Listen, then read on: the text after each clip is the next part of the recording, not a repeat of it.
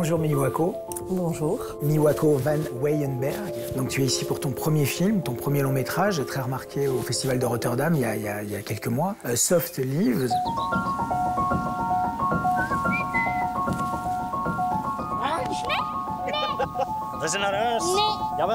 C'est l'histoire de Yuna, 11 ans, qui est une petite belgo-japonaise, qui vit seule avec son papa.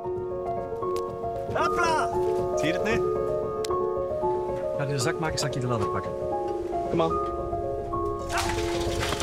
J'aimerais savoir, Miwako, d'où vient l'origine du film? Parce qu'effectivement, on ne peut pas ne pas penser que ça te concerne très proche. Je dis toujours que Softly, ça part de la recherche d'identité dans les différentes cultures, mais aussi dans une famille. Et pour moi, ça part d'une histoire très personnelle. Bon, pas nécessairement l'histoire, mais je connais très bien les émotions. Je suis aussi moitié belge, moitié japonaise. J'étais aussi enfant. Je suis vraiment partie des émotions, et puis les personnages, et puis l'histoire. Waar is jouw mama, Yuna? In Japan. En heb je broers en zussen? Een broer. Comment tu démarres en fait la construction du scénario, par exemple? Est-ce que tu démarres avec l'idée de Yuna, 11 ans, ou est-ce que tu démarres par le portrait de famille? C'était vraiment le concept, c'était Yuna comme personnage, les émotions qu'elle connaît très bien, que moi je connais très bien.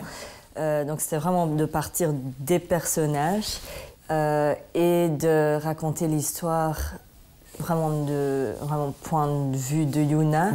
Ça me permettait de travailler avec les petits détails sensoriels. Par exemple, les feuilles et les oiseaux, c'est quelque chose dans l'univers de Yuna qu'elle voit. Oui, à hauteur d'enfant. Oui, oui. Imoto no toka da yo.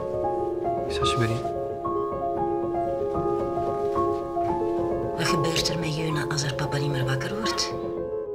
Aussi, par exemple, c'était jamais l'intention de faire un film sur des différences culturelles, le racisme, mais ça fait partie, et ça fait partie de ma vie aussi. Waar is mijn schetsboek? ママには日本語で話してちょうだい。Mijn schetsboek. お部屋に置いたよ。 Quelle était l'émotion en fait que tu cherchais à cristalliser ici? C'est pas vraiment une émotion, mais la recherche d'identité, d'être un peu perdu comme enfant. 心配しなくていいからね。心配? Zorg. Il y avait aussi la nostalgie. Ouais. Pour moi, la nostalgie, ça c'est quelque chose... Il y a une chaleur dans la nostalgie, il y a quelque chose de très sensoriel dans la nostalgie. Et ça, c'était aussi quelque chose que je voulais dans le film.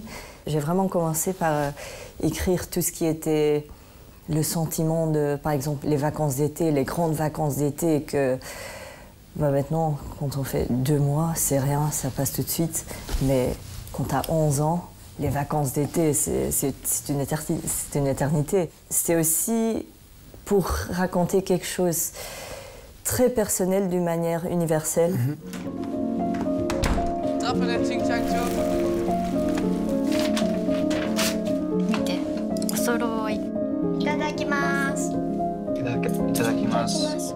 Ton film a une mélancolie, une nostalgie, la nostalgie de l'enfance perdue, etc. Mais tu l'opposes à un environnement qui est très chaleureux. Est-ce que c'est en réalisation, tu t'es dit avec ton chef opérateur, on va contrecarrer cette nostalgie par quelque chose de très sécurisant, de très chaleureux, ou pas du tout? Donc ça, c'était quelque chose aussi avec mon chef-op, que Tristan Galland, qu'on voulait avoir un peu la chaleur, mais aussi la liberté. Pour ça aussi, les oiseaux, les feuilles, les arbres, sont des éléments que je voulais absolument aussi... Oui, ça fait partie de tout ce qui est nostalgie. Aussi, par exemple, les éléments qui sont plutôt japonais, ou plutôt belges ou flamands. C'était de chercher comment montrer ces éléments, parce que pour moi, en étant belgo-japonaise, je ne vois pas les différences. Pour moi, je crois qu'il y a toujours, quand on a 2 cultures différentes, il y a toujours une 3e culture qui se construit. Et donc pour moi, je n'arrive même pas à dire « Ah oui, ça, la maison ou ce plan, ça fait plutôt japonais ». Je ne sais pas. J'aimerais qu'on parle de Yuna, donc de l'actrice. Donc c'est Lyle Berthelot. Comment tu l'as trouvée? C'était un casting très spécial parce qu'on a cherché dans la communauté japonaise. Ouais. Comme ça, c'était par l'école japonaise, les restos japonais, un peu partout. J'étais surprise parce qu'on a eu, je crois qu'on a eu 72 candidats pour le rôle de Yuna. Mais je dois aussi dire, au départ, dans le scénario, c'était un garçon. Et c'était quand j'ai vu Lille, voilà, c'était elle. Je crois qu'aussi, il y avait une partie de Yuna que je voyais dans Lille, mais aussi une partie de moi-même que je voyais. Miwako, je te remercie beaucoup pour ce très beau film, très délicat. Merci. Je te souhaite le meilleur, vraiment, et à la prochaine. Merci, à la prochaine. Merci. Inspirez, expirez. En un mot, respirez. Et profitez de l'arrivée du printemps et des nouvelles sorties en salle pour changer d'air et voir le monde sous un angle différent. Madame Sarah, pourriez-vous écrire votre nom, s'il vous plaît? Mon nom? Je vais peut-être lancer une nouvelle mode. J'ai interprété 112 rôles. J'ai lutté comme personne. Le nombre de télégrammes que vous avez reçus. L'empereur du Brésil. Oui, Oscar Wilde. Je t'aime, Sarah. Je comprends pas pourquoi on s'est jamais mariés. Je te vois pas attendre 2 ans que je rentre de tournée. Alors jouez avec votre âme, mon Dieu. Et croyez-y si vous voulez qu'on y croie. Même dans les coins les plus reculés, les gens connaîtront mon nom. Vivante, vibrante, virevoltante. Au travers de ce brillant portrait de la mythique tragédienne française, Sandrine Kiberlin fait une nouvelle fois preuve de son immense talent de comédienne, rehaussé par la présence inspirée de Laurent Lafitte. Okay, in you go. Stay safe, brother. Diver, in the water at 300 feet. Bell, do you copy? Comms check. Comms check. The thrusters have gone offline. How many? All of them.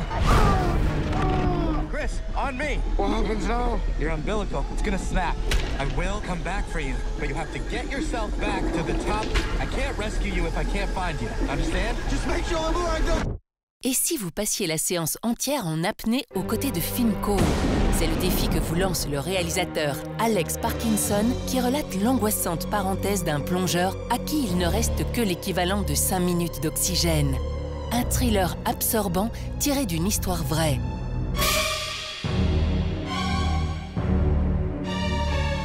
Look at you! Fix your face! You're dealing with the public, handling people's food. Stop! Please. Oh, you can pipe down and all standing there like an ostrich. People. Can't stand them.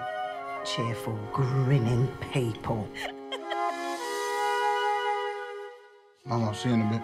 Where do you think you're going? For a walk. People are going to accuse you of loitering with intent.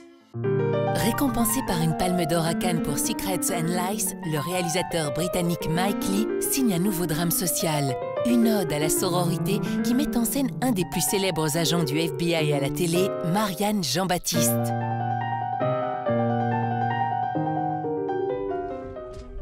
When my wife passed and I left the Royal Marines, a lot of people would have given up on me. You gave me a job. You were patient with me.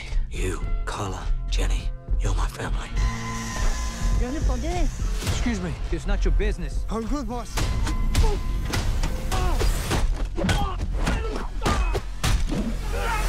Levin, was that some military shit? Hey, you didn't see anything. Just get my back if I ever need it. Sylvester Stallone choisit la plume et le retour à l'écriture, puisqu'il signe le scénario de ce film d'action qui met en scène le poids lourd du genre dans un rôle de criminel repenti, l'inébranlable Jason Statham.